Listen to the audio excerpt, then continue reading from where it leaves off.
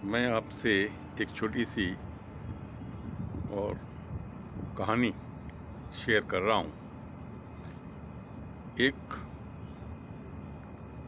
एक कमरे में और भांति भांति के और खिलौने रखे हुए थे, मिट्टी के खिलौने। उनके ऊपर रंग किया हुआ था। तो किसी मूर्तिकार ने और वो शिल्पकार ने वो मूर्तियाँ छोटी छोटी बनाई थी।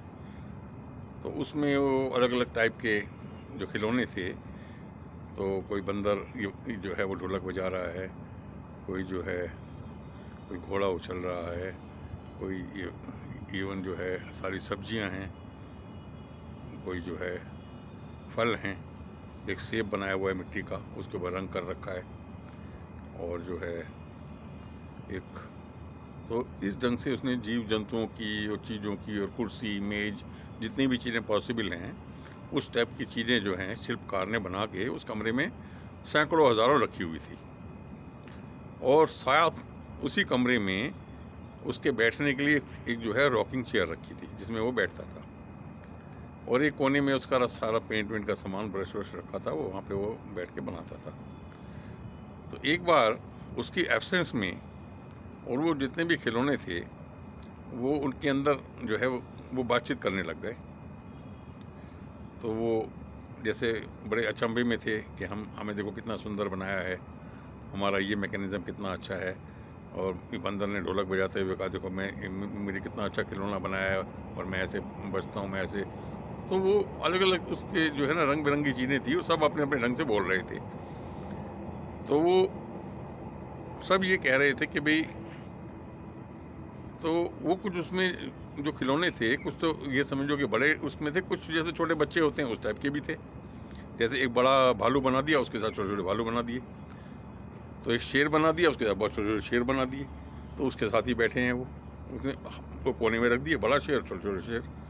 तो वो उस ढंग से वो छोटे बच्चे वो बड़ों से पूछने लगे कि हम सबको बनाया किसने। तो उसको उनको जवाब मिला, जो उनके बड़ा बुजुर्ग था वहाँ पे खिलौना बैठा था, उसने कहा ये जो शिल्पकार है इसने हमें बनाया है, देखो उसकी वो रॉकिंग चेयर है, उसने हम सबको बनाया है, वो हमारा बनाने वाला है, वो हमारा क्रिएटर है। तो अब क्योंकि बनाते हुए तो किसी ने देखा नहीं, वो तो सब खिलौने हैं। और वो बना बना के रखता रहा और जब वो बन के रख गए तो वहाँ पे आ गए।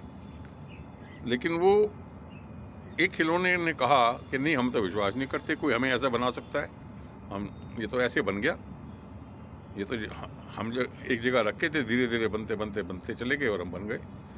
तो उसको उन्होंने समझाया नहीं भैया, हर एक चीज़ का बनाने वाला कोई है, ऐसे कोई चीज़ नहीं बनती। तो हम सबको बनाने वाला है ये क्रिएटर है और वो इस कुर्सी पे बैठता है। किसी बुजुर्ग ने उसको समझाया। तो एक जो दूसरा था उसने अपनी क्यूरियोसिटी जाहिर की, चलो मान लिया इस क्रिएटर ने हमें बनाया है, पर उस क्रिएटर को किसने बनाया, उसको भी तो किसी ने बनाया होगा।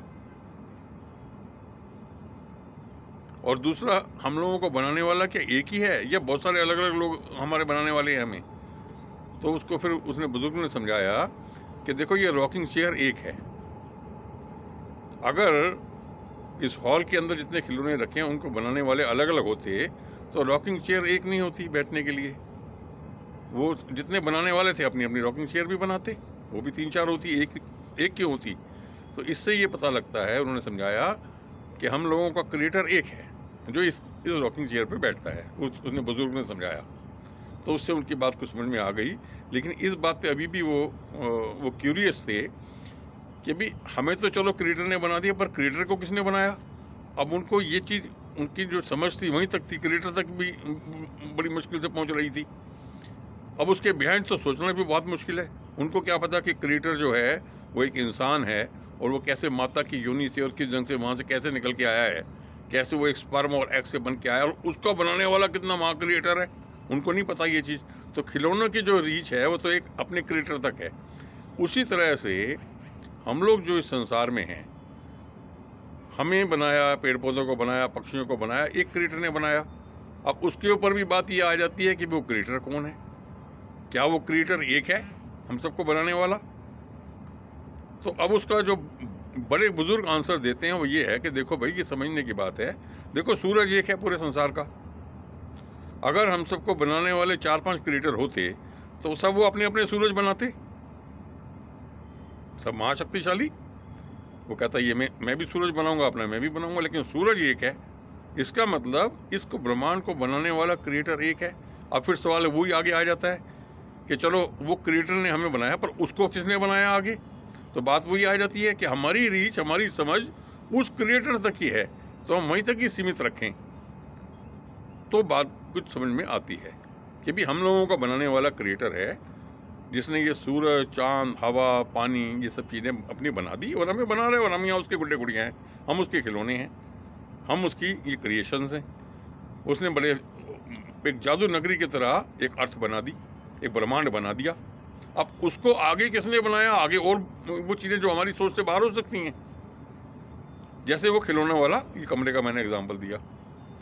तो ये एक चीज़ समझ में आती है मुझे। मैं कई बार सोचता हूँ बैठा बैठा कि हम लोगों को बनाने वाला क्रिएटर तो डेफिनेटली एक है, क्योंकि उससे मुझे लगता है सूरज एक है। अब उस क्रिएटर को क्योंकि किसी ने देखा नहीं, जैसे हमारे ग्रैंड फादर को या उनको और बड़ों को हमने नहीं देखा। अब ये थोड़ी कि वो नहीं है या नहीं थे, उनकी शक्ल हमें नहीं पता। तो इसी तरह से क्रिएटर को किसी ने देखा नहीं कि वो आदमी की उसका है या औरत की उसका है। अब ये बात समझ में आती है कि क्योंकि सारी चीज़ें फीमेल ने पैदा की हैं, चाहे वो गाय है, चाहे वो ये फीमेल की जाति की कोई भी है, चाहे वुमन है, हम लोग सब जानते हैं हम कहाँ से किस रास्ते से निकल के आए हैं बाहर।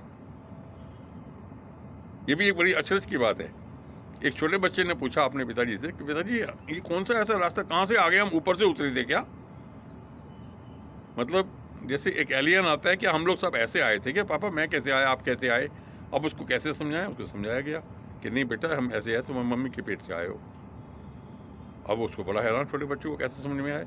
तो अब जब तक ये चीज़ें हमें ना पता हो, कोई इमेजिन नहीं कर सकता कि एक 6 फुट का आदमी इस रास्ते से ऐसे निकल के आ गया और उसकी उत्पत्ति ऐसे हो गई। तो कितना अचरज है, और क्या क्या उसकी क्रिएशंस हैं कि हम सब ऐसे रास्ते से हम बन के आए हैं। अब क्योंकि वो सोर्स ऑफ जो हमारा इस ब्रह्मांड में, इस अर्थ पे आना हमारा रास्ता वो है, यानी वो जननी है, तो क्रिएटर उसी फॉर्म में ही होना चाहिए। तो इसीलिए ये प्रतीत होता है कि क्रिएटर जो है नारी की अवस्था में है। अब इस चीज़ को समझते हुए बहुत सारे लोग क्रिएटर को जो रिस्पेक्ट करते हैं, सब अपने अपने ढंग से करते हैं। जो भी क्रिएटर में फेथ रखते हैं उसको अपनी श्रद्धा देते हैं। तो अब किसी ने उसको लक्ष्मी का रूप बना लिया है, किसी ने उसको जो है दुर्गा का रूप बना लिया है, किसी ने उसको कोई दूसरा रूप बना लिया है, किसी ने मेल के रूप में बना लिया है उसको, किसी ने गणेश जी बना लिया है।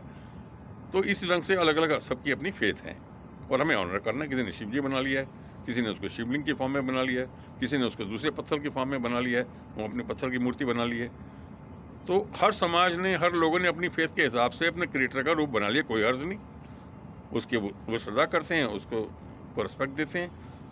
अब क्योंकि देखो ये जो पेड़ के पत्ते हमें ऑक्सीजन देते हैं, हम सांस लेते हैं, अगर ये पत्ते ना हो तो और तो कोई ज़रिया नहीं है जो एटमॉस्फेयर में जो ऑक्सीजन आ सके। तो वो क्रिएटर ने पेड़ पौधे बनाए, ये हमें फल सब जो भी चीज़ हम खाते हैं, जो मांसाहारी लोग भी हैं, तो जो मांसाहारी खाने वाले हैं उनको जो पशु जो होते हैं वो भी तो घास वगैरह ऐसी चीज़ें खाते हैं। गाय है, बीफ वगैरह है, ये लोग जो खाते हैं वो तो गाय तो वही चीज़ें खा रही है, वेजिटेरियन, पत्ते खा रही है, अनाज खा रही है। तो जो भी चीज़ हम किसी चीज़ पे भी हाथ रख दें कि ये चीज़ हम कैसे खा पा रहे हैं, फल है, सब्जी है, कोई भी चीज़ है, अनाज है, गेहूँ है, चावल है, दाल है, ये पनीर है, वो कैसे उत्पत्ति हुई उसकी, वो बेसिक चीज़ इज़ वेजिटेशन, और वो पेड़ है। तो वो इसका मतलब जो भी चीज़ हम खा रहे हैं वो पेड़ है, ऑक्सीजन हमें पेड़ के पत्ते दे रहे हैं, और जो हम सांस छोड़ रहे हैं उसके अंदर कार्बन डाइऑक्साइड जो हम गंध छोड़ रहे हैं हवा में, अगर ये पेड़ के पत्ते उसे अब्जॉर्व ना करें उस CO2 को, तो एटमॉस्फेयर में CO2 इतनी भर जाए उसे साफ कौन करेगा।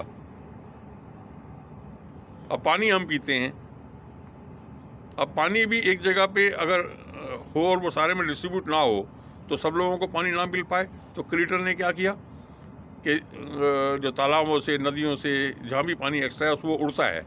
पानी की देखो क्या क्वालिटी बनाई है, वो उड़ के बादल बन के जाता है और बाद में ठंडी ऊपर एटमॉस्फेयर में ठंडक है। 15-20 हज़ार फुट पे, 10,000 फुट से ऊपर जाने के बाद वहाँ पे जो है ठंडक हो जाती है, वो फ्रीजिंग है जोन। तो पहाड़ है वहाँ फ्रीजिंग है, तो वो वहाँ तक जब वो बादल पहुँचते हैं, वो वेपर ये समझिए ये पानी के पहुँचते हैं, तो वो कंडेंस होते हैं।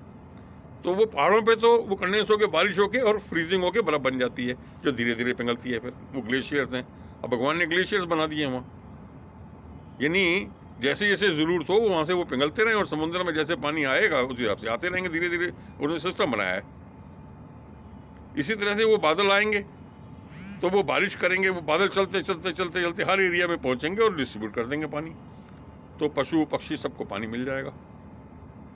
वो नदियों में पानी आ जाएगा जिनमें पानी शैलो हो चुका है।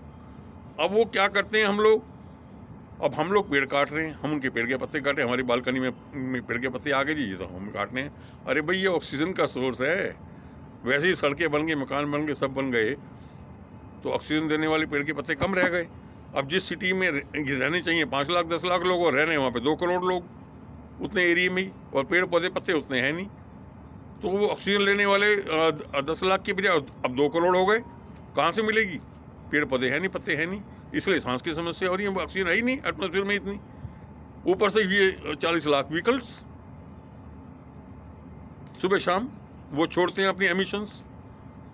अब क्योंकि उनके जाने का कोई साधन नहीं है, कोई क्लबिंग का सिस्टम नहीं बना रखा हमने, भाई पिकअप ड्रॉप करो ऑफिस में कंपलसरी, कि कोई इंडिविजुअल जो है अपनी परमिशन से गाड़ी ला सकते हैं। अदरवाइज हर ऑफिस जहाँ भी 10 आदमी काम करते हैं, चाहे बैंक्स हों चाहे कुछ हों, उनकी छोटी मेट्रोडोर्स हों, वैन्स हों, बसेज हों, अपना सिस्टम बनाओ पिकअप ड्रॉप का। कई कंपनीज ने किया हुआ है, गवर्नमेंट को इंश्योर कर देना चाहिए। जितने भी गवर्नमेंट ऑफिस हैं, स्कूल्स हैं, कॉलेजेस हैं, हर जगह कोई इंडिविजुअल अपनी कार लेके नहीं आएगा, पिकअप ड्रॉप का सिस्टम होना चाहिए। अपना कंट्रीब्यूटरी कर लो, जैसे भी सिस्टम बनाओ, लेकिन इंडिविजुअल्स कार्स और बसेस उसमें नहीं आना चाहिए, अपने स्कूटर और कार्स में, उससे व्हीकल्स अपने आप कम हो जाएंगे। आप इस चीज़ को बनाओ। तो अब ये समय आ गया है कि अगर तुम एटमॉस्फेरिक पोल्यूशन जो है उसके अंदर करते रहोगे, पेड़ के पत्ते ख़त्म करते रहोगे, व्हीकल्स को बढ़ाते रहोगे, इतने एरिया के अंदर जो नंबर ऑफ पर्सनस का कोई कंट्रोल नहीं है, जो विलेजेस और रिमोट एरियाज़ हैं वहाँ पे लोग कम हैं और पेड़ पौधे हैं, चलो बात समझ में आती है, वहाँ एटमॉस्फेयर भी ठीक है, वहाँ सांस ले सकते हो। अब यहाँ धीरे धीरे जिनके सांस की समस्याएं नहीं है उनको तो पता नहीं लगता है, लेकिन जिनके सांस की समस्याएं हैं वो जब हवा खींचते हैं उसमें ऑक्सीजन कंटेंट है ही नहीं, उसमें डस्ट पार्टिकल और दूसरी चीज़ें हैं, वो सुबह सुबह जाके बैठते हैं ओपन में किसी तरह से पेड़ के नीचे कहीं, तो ये समस्याएं हैं। अब समय ये आ जाएगा कि हमें जो है और दूसरे कंट्री साइड्स वगैरह से बड़े बड़े सिलेंडर्स में और बड़े या छोटे सिलेंडर्स में, और वहाँ की फ्रेश एयर जिसमें ऑक्सीजन कंटेंट ज़्यादा होगा, डस्ट पार्टिकल्स और CO2 वगैरह नहीं होगी, वहाँ से हमें भरवा के अपने गैस सिलेंडर्स की तरह वो सिलेंडर्स ट्रकों में लाने पड़ेंगे और वो बिकेंगे, वो घरों में कनेक्ट हो जाया करेंगे और उसमें घरों के अंदर पाइप से और फ्रेश एयर इम्पिंज करा करेंगे। हॉस्पिटल्स में, स्कूल्स में, ऑफिस में, इवन जो रोड क्रॉस सेक्शंस हैं वहाँ के ऊपर गवर्नमेंट लगाने पड़ेंगे। एक समय आ जाएगा कि वहाँ से हमें सिलेंडर भर भर के लाने पड़ेंगे ये फ्रेश एयर के, और वो सॉल्यूशन है। एटलीस्ट घरों में और जो हॉस्पिटल्स हैं, स्कूल्स हैं, जहाँ पे फ्रेश एयर ऑक्सीजन रिच चाहिए, वो इस ढंग से हमें लानी पड़ेगी। और वो एक तरह से अगर कोई शुरू भी कर सके तो बड़ा अच्छा स्टार्टअप है। तो कंप्रेस्ड एयर, उसमें फ्रेश ऑक्सीजन वगैरह, उसमें जो कंटेंट होंगे अच्छे होंगे। तो ऐसी सिटीज़ में जहाँ 2 करोड़ लोग रहते हैं उतने एरिया के अंदर के लिए ऑक्सीजन नहीं है हम लोगों के सांस लेने के लिए। तो खैर मैंने बहुत सारा ये इश्यूज इसमें डिस्कस कर दिए। अब कहने का मतलब ये है कि क्रिएटर का एग्जिस्टेंस है, किसी न किसी ने हम सबको बनाया है, और कैसे हम लोग आ रहे हैं मैंने आपको बता दिया। मिट्टी है, अगर मिट्टी ना हो तो ये पेड़ पौधे ना हो, तो मिट्टी किसने बनाई? देखो, वो भी क्रिएटर है। अब कैसी मिट्टी है? जादुई मिट्टी। उसके अंदर चाहे वो कीचड़ है, चाहे उसके अंदर ये दलदल है, चाहे कुछ है, उसमें हम फर्टिलाइज़र डाल देते हैं, उसमें हम ये बीज डालते हैं, और वो बीज, और अच्छा उस बीज को पता है कितना छोटा सा टमाटर का बीज है, हरी मिर्च का बीज है, उसके अंदर सॉफ्टवेयर है कि जब वो बीज से जब वो पौधा बनेगा, थोड़ा अंकुरित होगा और चलेगा, उसको पता है मुझे किस टाइप का जो है उसमें फ्लावर बनेंगे, कैसी उसमें फ्रेगरेंस ये बनेगी, उसी मिट्टी से निकलेगी सब कुछ, उसी से वो जो प्लांट के सेल्स हैं वो बनेंगे, वो सिंथेसिस करेंगे। ये कहना शायद ठीक नहीं रहेगा, मिट्टी से निकलता है, वो जो सेल्स होगा उस पौधे के अंदर जो सॉफ्टवेयर है, वो जो सेल्स बनेंगे वो सिंथेसाइज करेंगे, वो रोज़ का गार्डन का फ्लावर बनेगा, उसके अंदर रोज़ की फ्रेगरेंस आ जाएगी। अब वो मिट्टी से थोड़ी फ्रेगरेंस निकाल ली उसने, वो सिंथेसाइज किया उसने, वो सेल्स ने एटमॉस्फेरिक चीज़ों को मिला के कैसे भी किया, ये भी जादू है, एक विषय है। ये कहना है मिट्टी से निकाल लिया उसने रोज़ की फ्रेगरेंस, उसके अंदर चमेली की फ्रेगरेंस, उसके अंदर सारी फ्रेगरेंस, उसके अंदर जो है टेस्ट ऑफ ए मैंगो और टेस्ट ऑफ उसे वेरियस फ्रूट्स, वो सब के सब जो है उसी मिट्टी से ही एक्सट्रैक्ट कर लिया, ये कहना ठीक शायद नहीं है। लेकिन वो छोटा सा बीज हम एक हमने एयरटेल और उसकी वोडा की चिप बना ली, हम बड़े खुश हैं। उस चिप से जो है आज हम बात करते हैं और हम यूएस से बात कर सकते हैं, हम वीडियो कॉलिंग कर सकते हैं उसी चिप के ज़रिए, टेलीफोन के थ्रू हमें भी बना लिया। लेकिन हम क्रिएटर की बनाई हुई एक भी पता तक एक भी चीज़ नहीं बना पाए। अपनी तो चीज़ें हमने सिंथेसाइज कर ली हैं, ये चीज़ जोड़ी, वो उसमें लगाया, उसमें क्योंकि हमने अपना माइंड अप्लाई किया, हमें वो भी क्रिएटर ने दिया है, हमें अप्लाई करके और हमने ऐसी चीज़ बना ली। ये जैसे बया अपना घर बनाती है, मधुमक्खी बनाती है, ऐसी समझिए हमने अपनी व्हीकल बना ली, ये बना ली, उन्हीं चीज़ों को जो यहाँ पड़ी हैं उनको जोड़ जोड़ के समाव करके इसे इसमें मिक्स किया, वो किया हमने, डिज़ाइन साइंस में निकाल के उसको हमने बना लिया। और आज हम उस हिसाब से अपने उसको हम साइंस की ग्रोथ कह रहे हैं, उसको अपनी फैसिलिटीज़ के हिसाब से हमने सिस्टम्स बना लिए हैं। लेकिन वो अचरज देखिए, एक काऊ जो है वो घास खा रही है, वो वेजिटेबल खा रही है, और वो अपने उसके अंदर शरीर के अंदर प्रोसेस होता है और उससे वो मिल्क निकल रहा है, और मिल्क के अंदर सारे प्रोटीन्स वगैरह हैं, और पूरा वर्ल्ड उससे टी और कॉफ़ी बनवा रहा है, उसका पनीर यूज़ कर रहा है, स्वीट्स के तौर पे खा रहा है मिल्क। तो वो मिल्क कैसे बन रहा है, प्रोसेस हो रहा है, वो घास से बन रहा है, वो वेजिटेबल से टर्न हो रहा है into this by inside mechanism. तो इट इज़ ए वंडर। तो मैंने एक बुक लिखी है, alien comes on the wonder earth, आप देखिए अमेजन में, उसमें डालिएगा भाई Sudhir Kumar Jain, alien comes on wonder earth. And एक उसका दूसरे फॉर्म में भी मैंने बुक लिखी है, थोड़ा पे मूवी स्टोरी बना दी है मैंने। एक मुझे अपना एक हॉबी है ये सब चीज़ें, मैं सोचता रहता हूँ, पॉइंट्स बनाता रहता हूँ, शेयर करता रहता हूँ, ताकि मैं ना रहूँ तो कम से कम चीज़ें शेयर रहें, एक आइडियाज़ शेयर रहें। सब लोग हम अपने अपने आइडियाज़ आफ्टर रिटायरमेंट, और तो कुछ नहीं हम कर सकते, हमारा अब क्या ऑब्जेक्टिव होता है आफ्टर रिटायरमेंट, ज़िंदा रहने का कुछ ऑब्जेक्टिव तो होना चाहिए ना, कि जो अपने व्यूज़ हैं, आइडियाज़ हैं, एक्सपीरियंसेस हैं, वो हम शेयर करें सब लोगों के साथ, नई जनरेशन को, बच्चों को गाइड करें, ऐसे रहना चाहिए, सीखना चलाना नहीं चाहिए, लड़ना नहीं चाहिए। हमारी जो गलतियाँ रही हैं हम उनको सिखाते हैं, ऐसा नहीं करो, हम तो कर रहे हैं, हमने तो की, तो उनको हम सिखाते हैं। तो बुक्स की फॉर्म में लिख रहे हैं, वीडियोस की फॉर्म में बना रहे हैं, आज वीडियोस आ गई हैं, जिससे कि वो एक अच्छे ढंग से अपनी मैट्रिमोनियल लाइफ को जिएँ, आपस में लड़ें नहीं, हस्बैंड वाइफ एक दूसरे से प्यार करें, एक दूसरे की केयर करें, तुम उसकी केयर करो, वो तुम्हारी केयर करेगा, ये करेगी। तो छोटी छोटी बातों के ऊपर मीन में एक मत निकालो, लड़ो मत, बात बात में टोको मत, अच्छे ढंग से समझाओ जो जेन्युइन चीज़ है, प्यार से। तो इस ढंग से छोटी छोटी फैमिलीज़ को आगे बनाओ, और सोशल में किसी से भी मत लड़ो। अब एक आदमी, एक जो है ये पूजा इसकी करता है, एक उसकी करता है, एक ऐसे करता है, एक जो है कोई ऐसा कमेंट कर देता है जी कि इन्होंने तो ऐसे ऐसे बना रखी हैं मूर्तियाँ, उनकी पूजा करते हैं, इन्होंने तो जो है 50 लाख बना रखे हैं, 1 लाख बना रखे हैं। अरे भाई, अपनी अपनी फेथ है, सबने अपने अपने ढंग से बना लिया, क्या गलत है, उनको बनाने दो। और जिनको ये समझ में नहीं आ रहा है कि भाई वो जो क्रिएटर है उसकी शक्ल क्या है, कैसी है, वो क्या करते हैं, वो भी बेचारे आसमान की तरफ ऐसे अपना वो कर लेते हैं और वो अल्लाह बोल लेते हैं, वो भी एक फेथ है। उनको ये समझ में नहीं आ रहा, वो नहीं सोच पा रहे कि उसकी क्या फेथ है। तो कोई भी फेथ किसी भी फॉर्म में किसी ने बना ली है तो हमें उसको ऑनर करना है। तो उस ढंग से अगर 10,000 20,000 ये सब बन गए तो क्या अर्ज है, बनने दो, और एक दूसरे की फेथ को रिस्पेक्ट करो, सब मिल के रहो। मैं तो ये चाहूँगा बल्कि कि ऐसी ऐसी एरियाज़ बनने चाहिए जहाँ हर फेथ के मंदिर, मस्जिद, गुरुद्वारे, जैन मंदिर, चर्च सब बने और सब हम लोग वहाँ जाएँ। जैसे वहाँ घूमने के लिए जाते हैं, पूजा के लिए जाते हैं, तो जो बल्कि जाके हर एक को देखो, उस एरिया में कॉमन लंगर टाइप बन जाए, खाने पीने का जो खाना चाहे जैसे होता है, जैसे हमारे गुरुद्वारा तो इस चीज़ के लिए फेमस है पूरे वर्ल्ड में, हर जगह। किसी सिटी में कोई जाता है बल्कि उसको लगता है कि मैं यहाँ का खाना, मैं प्योर वेजिटेरियन हूँ। कोई दूसरे देशों में जाते हैं कई बार तो ये सुनने में आता है, वो वहाँ पे गुरुद्वारा ढूंढ लेते हैं। उनको पता है कि यहाँ जो खाना हमें शुद्ध मिल जाएगा। कई बार पैसे की भी बात नहीं है, ये पैसे की भी होती है कई बार, लेकिन सबसे बड़ी चीज़ ये है कि बाहर के देशों के अंदर बिना मांस का खाना मिलना बहुत मुश्किल हो जाता है। तो इस ढंग से हम ऐसी जगह हम अपने बनाएं, जो भी हमारी फेथ की जगह है, जो मुस्लिम्स की फेथ की जगह है, वहाँ पर भी हम सब चीज़ें बना दें, जो हिंदूज़ की फेथ की जगह वहाँ भी सब चीज़ें बना दें। और इसके लिए ये लैंड्स अलॉट हो के ऑफिशियली, और हम इतनी लैंड अलॉट हो जाए, और उसका थोड़ा ये एक वो बन जाए, और बड़े प्यार से वहाँ रहो। वहाँ बसेस के पार्किंग, कार की पार्किंग भी हो, वहाँ छोटी छोटी शॉप्स भी खुल जाएँ। दूसरी चीज़ मैंने ये भी सोची है कई बार कि जितने भी कंट्रीज़ के जो बॉर्डर एरियाज़ हैं, वहाँ पर भी कॉमन जोन बन जाएँ दो देशों की, जिसमें उनका कल्चर, उनके डांसेस, उनके फूड, उनके फेस्टिवल्स, वो it can be maintain by both the Nations. दोनों अपने अपने वहाँ पे चीज़ें वहाँ पे लोगों को के थ्रू लगाएं। वहाँ टूरिस्ट भी आएंगे, वहाँ से जो अर्निंग्स होगी दोनों देशों को जाएगी, तो बॉर्डर के कन्फ्लिक्ट भी ख़त्म हो जाएंगे।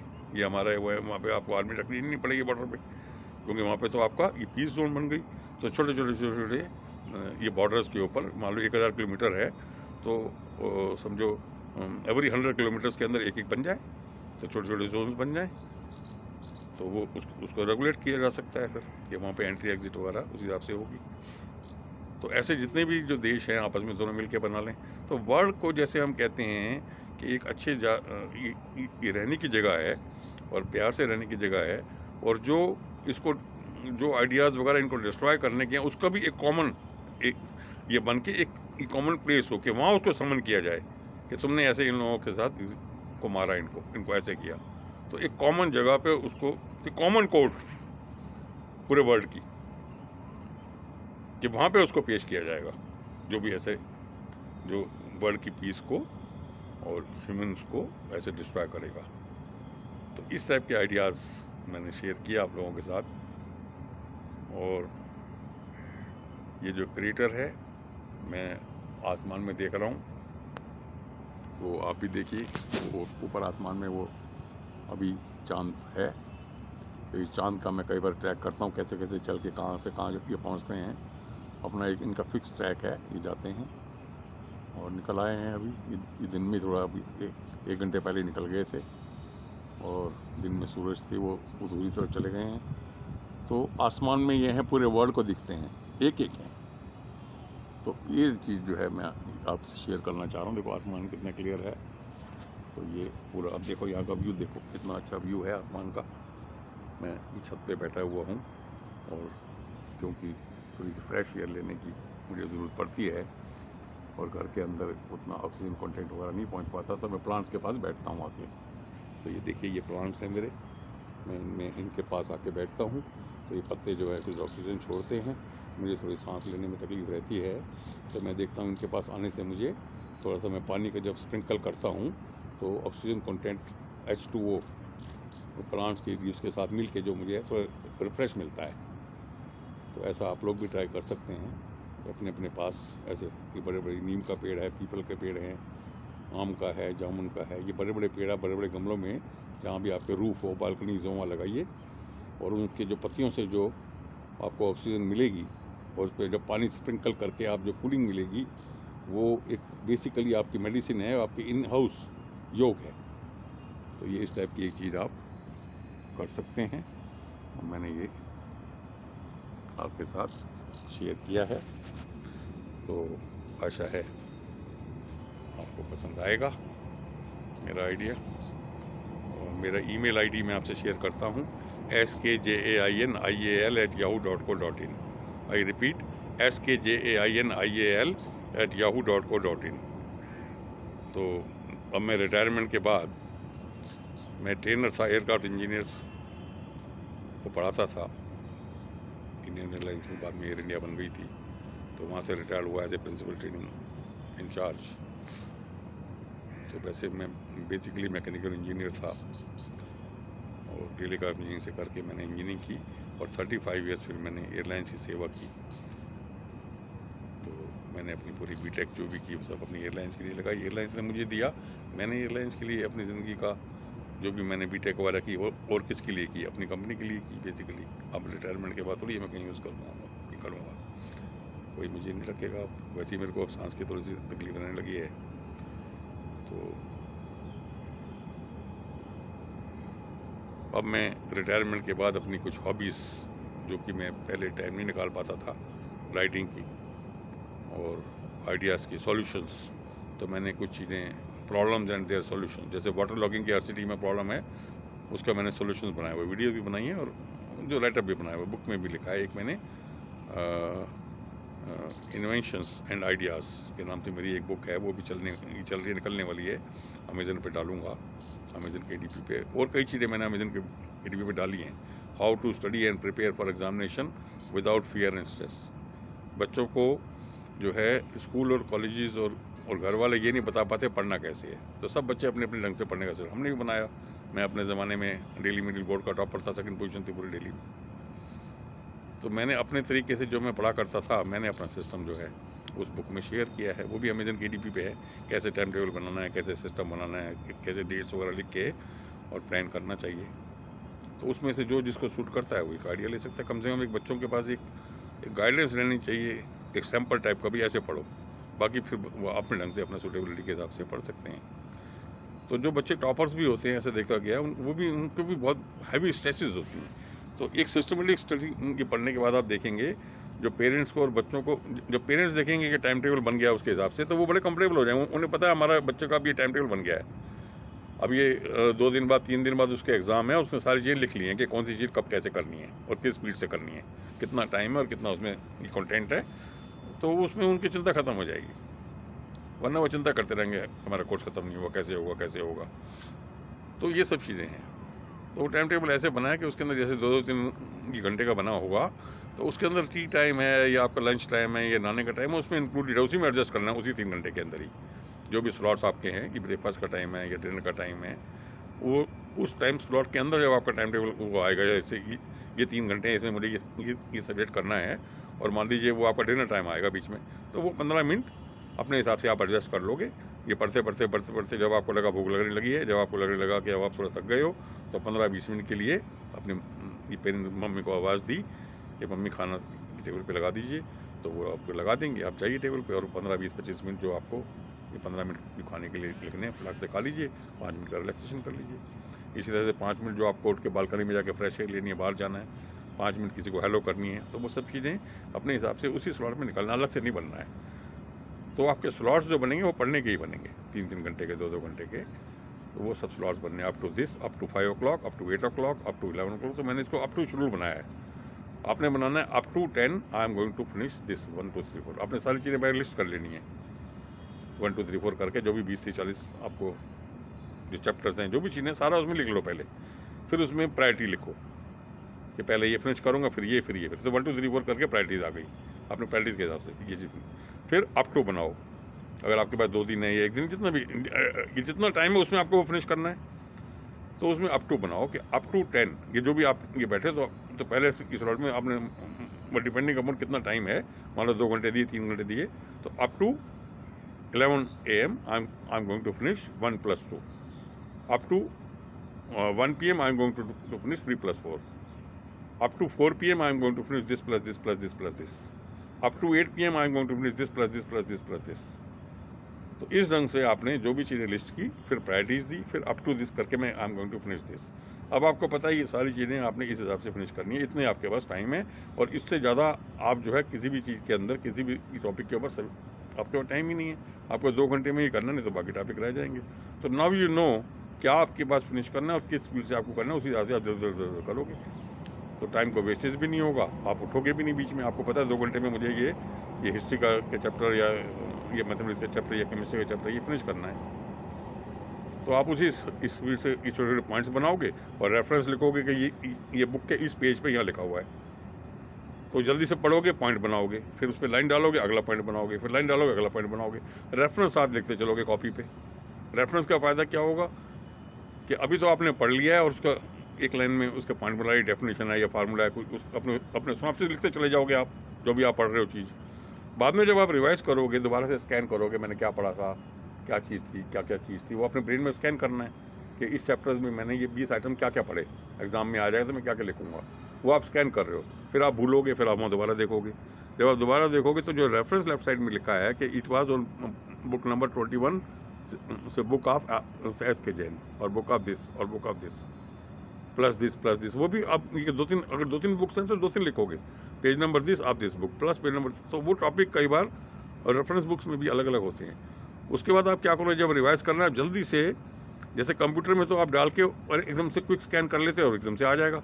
ये क्या है, मैनुअल स्कैन बन जाता है आपका। आपके लेफ्ट साइड में रेफरेंस लिखा है अगर उसका डिटेल, तो जल्दी से आप वो बुक उठाओगे, पेज नंबर 22 पे जाओगे, सारा 3-4 पेज में वो डिटेल आ जाएगी। दोबारा आप देख लो जो आपने पहले पढ़ लिया था, एकदम से आप स्कैन कर लोगे, दोबारा रिवाइज कर लोगे। तो ये इस ढंग से मैंने उस बुक में बनाया। अब आप मुझे मेल करके बात कर सकते, आप मेल करो। अभी ये वीडियो की वजह से मैंने फ़ोन नंबर नहीं दिया अपना, पर मेल मुझे करो, मैं आपको डिटेल में फिर ये सब चीज़ें दे दूँगा। तो वो बहुत अच्छा सिस्टम है और बहुत ही अच्छे ढंग से आप मतलब जब स्टडी करोगे तो डांस करोगे कंफर्टेबल ढंग से, और बड़े अच्छे ढंग से कंफर्टेबल ढंग से होगा, और 70-80-90% तो आपकी चीज़ें आप आराम से कवर अप कर लोगे। हाँ, जिसको पढ़ाई में इंटरेस्ट नहीं है उसके लिए तो देखो ये चीज़ें मैं नहीं ये कुछ कहूँगा, तो फिर उसके लिए तो पहले इंटरेस्ट डेवलप करना है। लेकिन जो पढ़ना चाहते हैं उनके लिए है ये, उनके लिए गाइडेंस है। अच्छा पढ़ो, अपने ग्रेजुएशन करो, आगे पढ़ाई करो। ये पढ़ाई एक मैं कहूँगा कि हम लोगों के लिए, मिडिल क्लास लोगों के लिए पढ़ाई एक ऐसी चीज़ है, बल्कि ये सभी के लिए एक ऐसी चीज़ है कि उसके बाद आपको आप अच्छे ढंग से पढ़ लोगे तो आपको अच्छी जॉब आप कर सकते हो कहीं भी, या अपना काम भी कर सकते हो। तो अच्छी एक आपको जॉब मिल जाएगी, एक आपको सेटल लाइफ मिल जाएगी, और वो पढ़ाई के बल पे ही मिलती है। बिना पढ़े आप कहीं अप्लाई भी नहीं कर सकते। तो इसलिए बच्चों को मैं हमेशा समझाता हूँ कि अपने 12th करो। अब दूसरी चीज़, एक छोटी सी बात मैं यहाँ पे और ये भी शेयर करूँगा कि पढ़ाई है, अब सारे बच्चे तो हायर एजुकेशन में नहीं जाएंगे ना, 120 करोड़ लोग तो नहीं जाएंगे।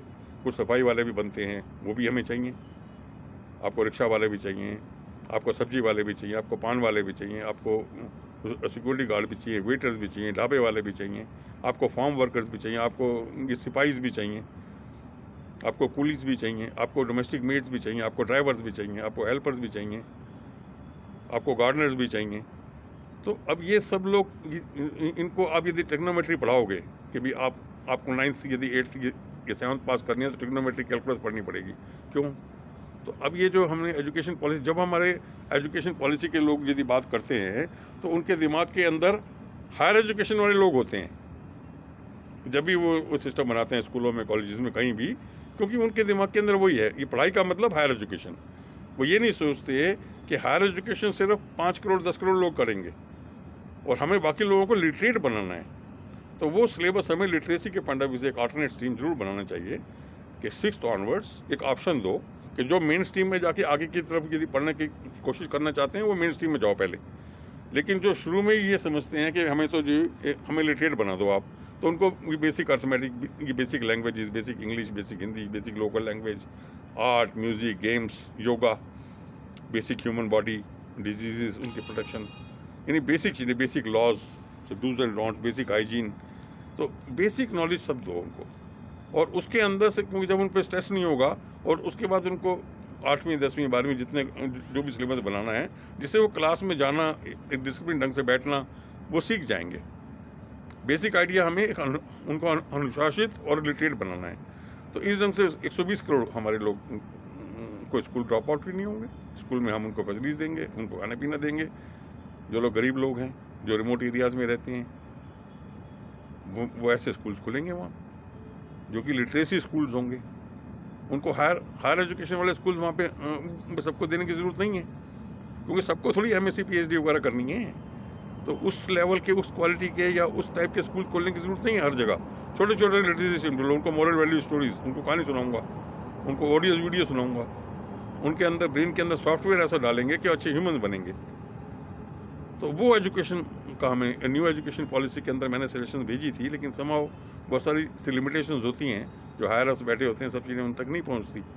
तो ये भी मैंने सजेशन दी थी कि बहुत सारे ऐसे फोरम्स हों जिसमें हमारे जैसे रिटायर्ड लोगों को और पैनल में डाल लेना चाहिए। टीवी वालों को भी चाहिए, स्पेशलिस्ट को तो बुलाते हैं, लेकिन हमारे जैसे सिटीजन्स को भी एक को जरूर बिठाना चाहिए साथ। कोई भी इशू हो, चाहे वो टेररिज्म का इशू है, चाहे वो कोई धर्म का इशू है, चाहे कोई भी इशू है, उस इशू में जो लर्निंग लोगों का क्या व्यूज़ है, एक्सपीरियंस लोगों का क्या व्यू है, पब्लिक ओपिनियन क्या है, तो उसमें सिर्फ धर्म गुरुओं को बिठाना या ये इस टाइप के स्पेशलिस्ट को बुलाने के साथ साथ हमारे जैसे लोगों को भी यदि बिठाओगे, उसका भी पैनल बना लो। तो पता लगा कि जैन साहब हैं एक, इस तरह से कोई मान लो कि गुप्ता जी हैं, उसके कोई मान लो जॉन साहब के जॉन अंकल हैं, उसके बाद ये सिंह साहब हैं, जो भी हैं आपके हैं, अशरफ साहब हैं, जो भी हैं, जो भी समझते हैं, मैं अभी इस टाइम सब लोगों का नाम शायद नहीं ले पाऊँगा। तो आइडिया ये है कि किसी भी को भी, जो भी ये इस टाइप के विचार रखते हैं पॉजिटिव, उनके 100-50 लोगों का, टीवी चैनल्स को भी, गवर्नमेंट को भी ऐसे पैनल बनाने चाहिए। जब भी कोई सजेशंस हों, क्योंकि पब्लिक से जब आप सजेशन मांगते हो तो उनको कंपाइल करना, सब कुछ करना, फिर उसमें ढूंढना ज़्यादा ये ट्रबलसम होता है। वो भी करो, लेकिन कुछ ये चीज़ें पैनल्स के थ्रू भी मंगाओ, उनको विज्ञान भवन के अंदर बुलाओ, वहाँ बैठ के डिस्कशन में पार्टिसिपेट कराओ। तो क्योंकि कई बार आपको अपनी सीट पे बैठे हुए वो आइडियाज़ अपने आप नहीं सोच पाते, लेकिन जो आदमी, हमारे जैसे लोग जो अब हम लोगों को ऐसे तो है नहीं कि हमें प्रमोशन तो चाहिए नहीं। हम लोगों का क्या ऑब्जेक्टिव है कि हम जेन्युइनली हम चाहते हैं कि हम जो भी हमने सीखा है, जो भी हमारे पास है, हम उसको सोशल में जेन्युइनली अच्छे ढंग से कंट्रीब्यूट करें। और तो हमारा कोई ऑब्जेक्टिव नहीं है, ना कोई हमारा इंटरेस्ट है। आप हमारा 2 सूखी रोटी, ये बिना ऑयल की, सुबह और शाम, और जैसे हमें ज़रूरत हो, चाहे हो तो वो ये हमें दे दो, हमें रहने का इंतज़ाम कर दो, तो हमें कपड़े देते रहो, बस दैट्स ऑल। और कुछ नहीं चाहिए, कुछ नहीं। तो ये सब चीज़ें थोड़ी सी। और मैंने जो किताबें लिखी हैं अमेजन पे, अगर आप चाहें तो देखो, मैंने यहाँ तक कि बहुत सारे सोशल इश्यूज़ को फिल्म्स की फॉर्म में, फिल्म स्क्रिप्ट की फॉर्म में लिख दिया है। और वो फिल्म्स जब बनेंगी तो जैसे ये मैंने एलियन का, वंडर वर्ल्ड का बनाया, बड़े अच्छे आइडियाज़ दिए हैं। तो इसी ढंग से मैंने बहुत सारे जो सॉल्यूशंस हैं वो फिल्म स्क्रिप्ट की फॉर्म में दे दिए हैं, और उसका नाम है word book series of original film scripts part 1 and part 2। उसमें फिल्म सॉन्ग भी दे दिए मैंने, कि रोमांटिक भी हैं, कोई शादी वाले भी हैं, दूसरे भी हैं। ऐसे शौक पूरा किया है मैंने, जो पहले नहीं कर पाता था, मैंने किया है। आइडिया क्या है कि जो भी कोई प्रोड्यूसर, डायरेक्टर्स उसको यूज़ करना चाहे, मैंने साथ लिख दिया है, इट इज़ उसे फ्री, विदाउट कॉपीराइट।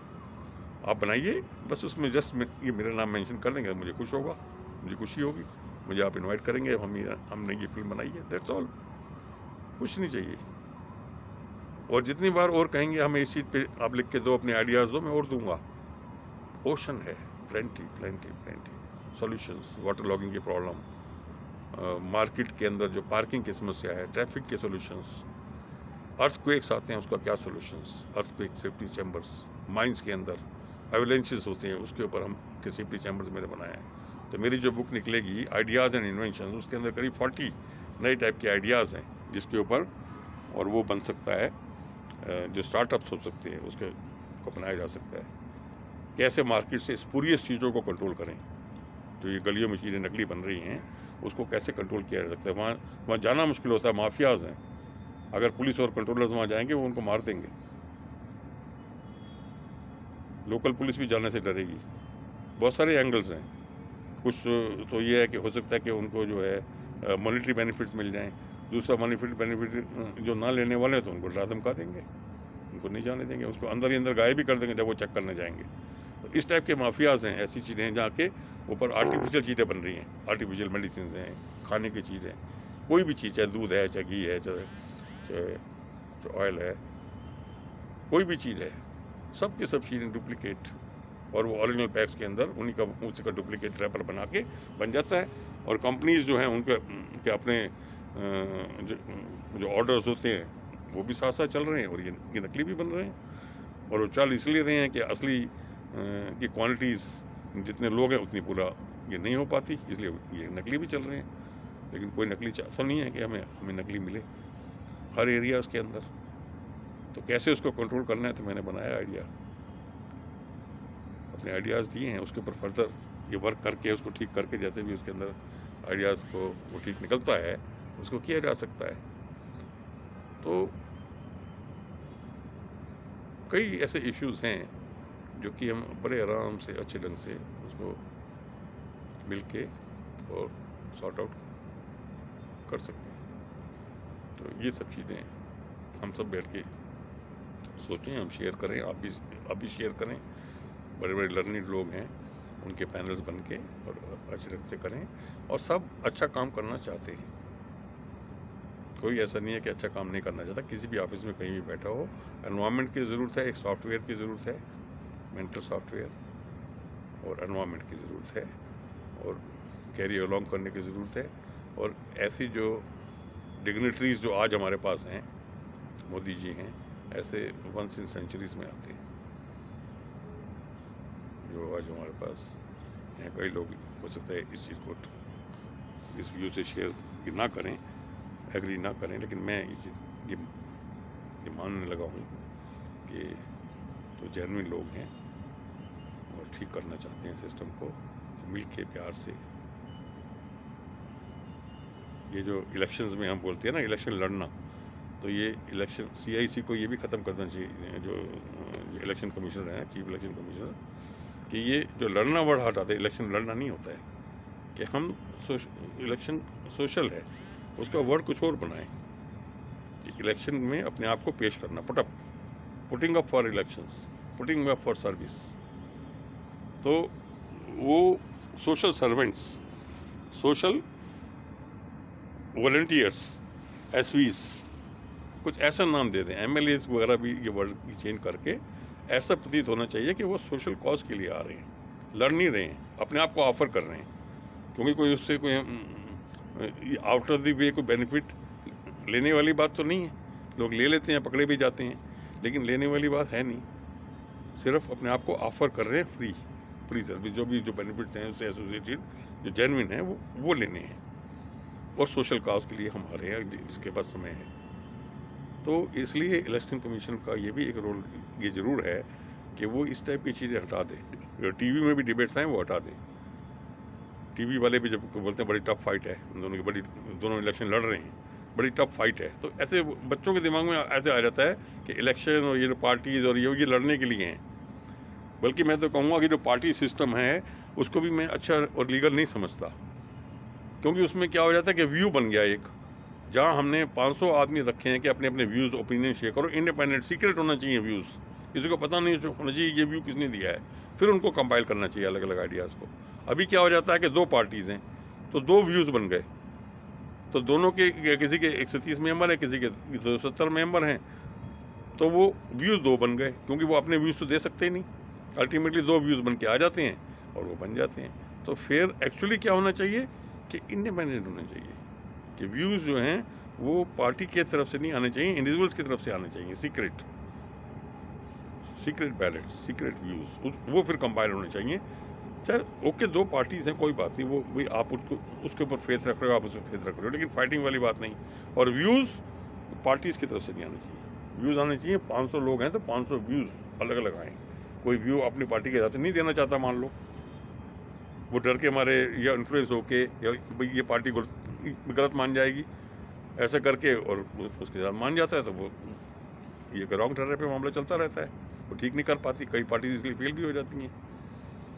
तो ये सब मैंने छोटे छोटे पॉइंट्स दिए हैं, उनको एक एक चीज़ को एक एक जो मैंने बोला है उनको लिस्ट करो, उनके अंदर उसके अंदर से एक्सट्रैक्ट करो, जूस निकालो, और उसके अंदर जो जेन्युइन चीज़ हो, जैसे मैडम क्यूरी वगैरह ने किया था कि डस्ट के अंदर से रेडियम पार्टिकल्स ढूंढो जो तुम्हें सूटेबल लगे, जो काम के हों तुम्हारे, तो उस डस्ट में कहीं ना कहीं तो रेडियम पार्टिकल आपको मिलेगा। ओके, तो I again repeat my email for your reference, and you may write to me. I will be glad if you write to me.